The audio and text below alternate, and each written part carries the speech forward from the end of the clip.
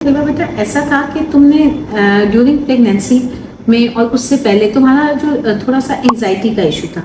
Anxiety में होता है कि आम लोगों से ज़्यादा आप स्ट्रेस लेते हो, आपको चीज़ें बहुत ज़्यादा फील होती हैं, वो आपकी नींद डिस्टर्ब करती हैं। ये सारे सिम्टम है एंजाइटी के। इसकी वजह से अगर आप इसको प्रॉपरली एवेलुएट नहीं करवाते और मेडिसिन नहीं लेते तो फिर ये आहिस्ता आहिस्ता आपके ऊपर इफेक्ट करती जाती है। आपके ओवरऑल वीकनेस हो जाती है, आप अपना काम अच्छी तरह से नहीं कर सकते। आप कहते थे मेरी हार्ट बीट ज़्यादा हो जाती है ना, और ब्लड प्रेशर कम हो जाता था।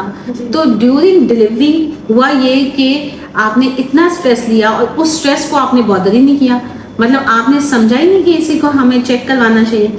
इसको हम कहते हैं प्रेगनेंसी रिलेटेड साइकोसिस या एंजाइटी। इन चीज़ों का ट्रीटमेंट होना बहुत ज़रूरी है, वरना ये आपके दिल पे इफेक्ट करती हैं। और ऐसा ही हुआ कि ड्यूरिंग डिलीवरी ऑपरेशन के दौरान एकदम से आपके हार्ट के मसल इतने वीक हो गए कि उन्होंने पंप करना कम कर दिया और इस वजह से आपका बीपी बहुत कम हो गया। इसको हम कहते हैं पेरीपार्टम कार्डियोमायोपैथी। मतलब ड्यूरिंग डिलीवरी आपको हार्ट पंप करना कम कर देता है और हार्ट के मसल वीक हो जाते हैं। तो ये बड़ी क्रिटिकल कंडीशन होती है और ये सारी डिपेंड करती है आपकी एंजाइटी स्ट्रेस से। आपको हमेशा, जैसा आप डायबिटीज हो, कोई शुगर, ब्लड प्रेशर, इसको समझते हो तो मर्ज, इसका एंजाइटी और मूड स्विंग्स भी एक बहुत बड़ी बीमारी है जो आपकी रूटीन को डिस्टर्ब करती है और आप समझते ही नहीं कि ये बीमारी है। आम लोग भी कहते हैं कोई मसला नहीं, टेंशन ना लो, खुद ही ठीक हो जाएगा, बताने की भी ज़रूरत नहीं है।